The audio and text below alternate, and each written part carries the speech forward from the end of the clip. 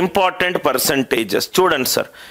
ఏ percentage అంటే A/100 important రాస్తున్నాను, right. 1/2 అంటే 50%.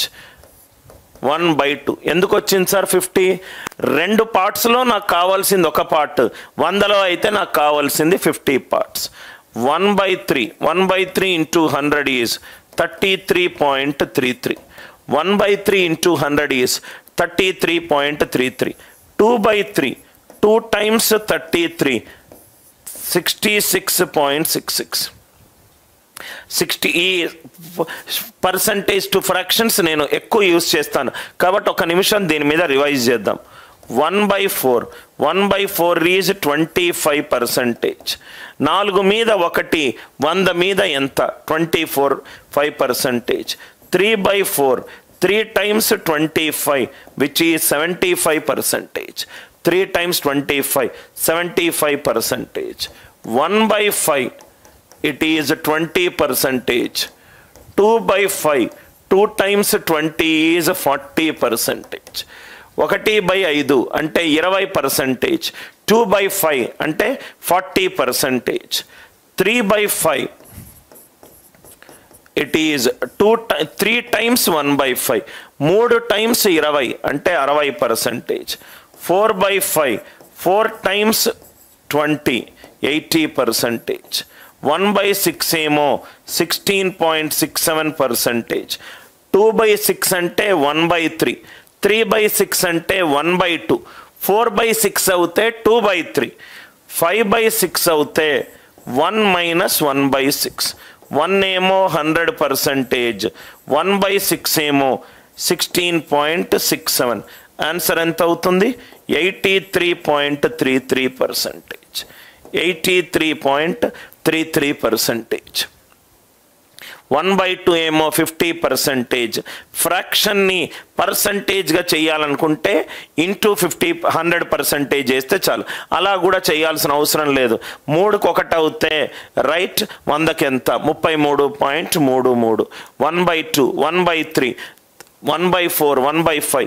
నేను మీకు దశాంశాల్లో ఒక పాయింట్ చెప్పాను సార్, ఆ పాయింట్ ఇక్కడ రాస్తున్నాను, రైట్. ఏమని అన్నానంటే న్యూమరేటర్ బై డినామినేటర్ ఉంది. డినామినేటర్ ఎప్పుడైనా పవర్ ఆఫ్ 2 వచ్చినా, పవర్ ఆఫ్ 5 వచ్చినా, 2 and 5 వచ్చినా మనకు ఆన్సర్ ఏమవుతుంది? ఎగ్జాక్ట్ వాల్యూస్ వస్తాయి. ఎగ్జాక్ట్ వాల్యూస్ అంటే ఏంటి? Terminating decimals.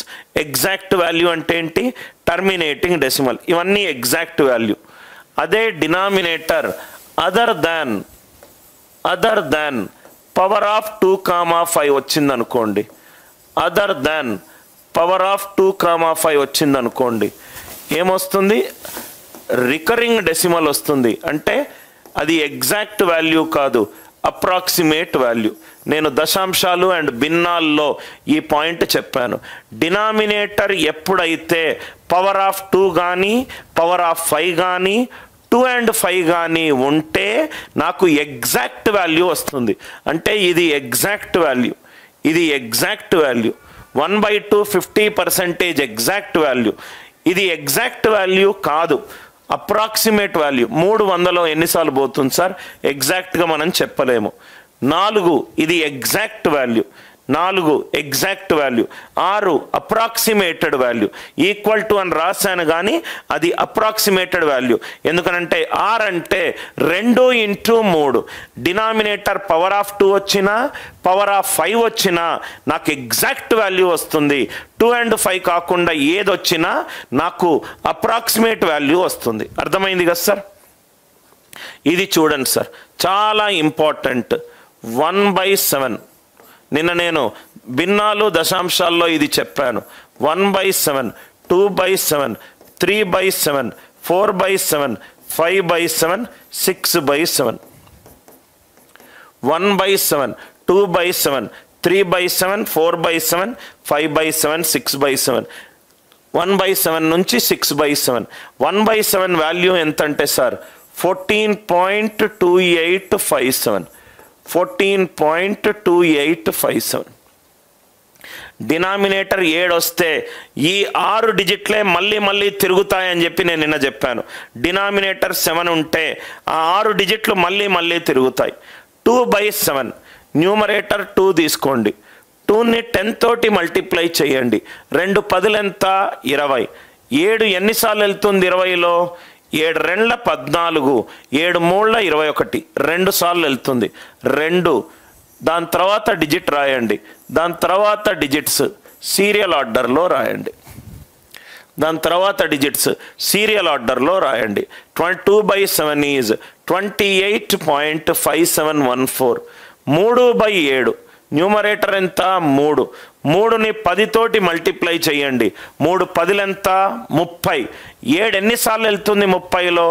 7 4ల 28, 7 5ల 35, 4 సార్లు వెళ్తుంది. 4 ఎక్కడుందో చూడండి, అది దాని తర్వాత digit. Dot remaining digits serial ఆర్డర్లో రాయండి. 42.8571.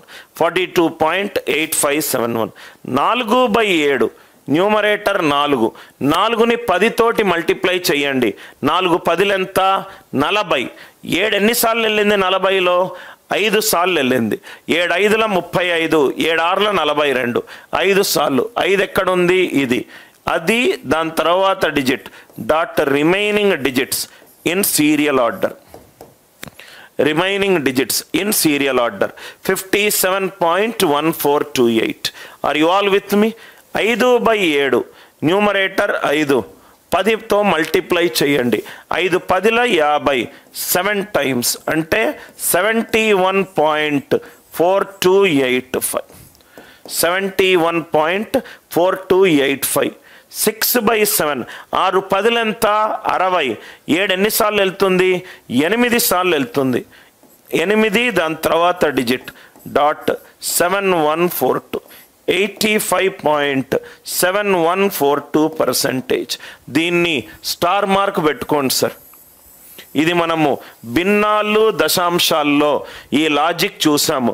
డినామినేటర్ గనక 2 కానీ 5 కానీ కాకపోతే అది ఒక గ్రూప్ డిజిట్స్ మళ్ళీ రొటేట్ అవుతుందన్నాను. ఇదే ఇక్కడ 7 అవుతే P-1. ఆ 6 డిజిట్లు మళ్ళీ రొటేట్ అవుతున్నాయి. చాలామంది 14.28 దగ్గర ఆగిపోతారు. రైట్, వాళ్ళకు దాంట్లో ఉన్న ఇంటర్నల్ లాజిక్ తెలియదు. ఇక్కడ వరకు క్లియరా సార్?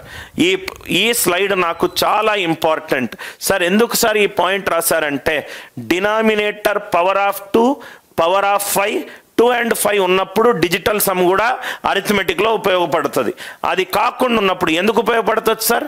అక్కడ అది ఎగ్జాక్ట్ వాల్యూలు కాబట్టి. అప్రాక్సిమేట్ వాల్యూలకు నేను డిజిటల్ సమ్ యూజ్ చేయలేను. అందరికీ క్లియరా సార్? ఎక్కడైతే స్టార్ మార్క్ పెట్టానో అవి ఎగ్జాక్ట్ వాల్యూలు కావు, క్లోజెస్ట్ వాల్యూలు. అవి ఎగ్జాక్ట్ వాల్యూలు కావు, అవి క్లోజెస్ట్ వాల్యూలు. స్లైడ్ అయిపోగానే అలవాటు చేసుకోండి సార్. ఎస్ ఆర్ డౌట్, ఈ రెండిట్లో ఏదో ఒకటి పెట్టండి.